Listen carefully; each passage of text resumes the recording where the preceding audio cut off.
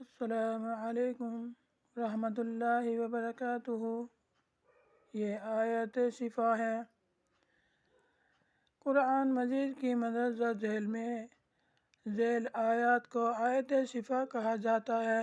یہ آیات حصولی شفا کے لیے بہت مفید ہے، بشرطے کہ ان آیات کو بارگاہ رب العزت میں خلوص سے پڑھا جائے۔ اگر کوئی مریض ہو تو ان آیات کو 21 مرتبہ پڑھ کر پانی پر دم کر کے پلایا جائے، اور یہ عمل 11 یوم تک کیا جائے، یعنی کہ 11 دن تک کیا جائے۔ شروع میں بسم اللہ شریف 3 بار سورہ فاتحہ پڑھی جائے۔ اگر یہ نہ کیا جا سکے تو پھر ان آیات کو بسم اللہ اور سورہ فاتحہ کے ساتھ چینی کی رکابی پر لکھ کر پانی سے دھو کر مریض کو پلائے۔ انشاءاللہ بہت جلدی صحت یابی حاصل ہوگی۔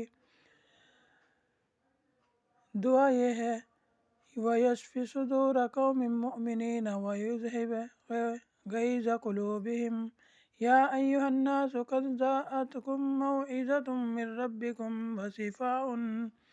وَشِفَاءٌ لِّمَا فِي الصُّدُورِ هُدًى وَرَحْمَةٌ لِّلْمُؤْمِنِينَ يَخْرُجُ مِن بُطُونِهَا شَرَابٌ مُّخْتَلِفٌ أَلْوَانُهُ فِيهِ شِفَاءٌ لِّلنَّاسِ وَنُنَزِّلُ مِنَ الْقُرْآنِ مَا هُوَ شِفَاءٌ وَرَحْمَةٌ لِّلْمُؤْمِنِينَ وَلَا يَزِدُ الظَّالِمِينَ إِلَّا خَسَارًا۔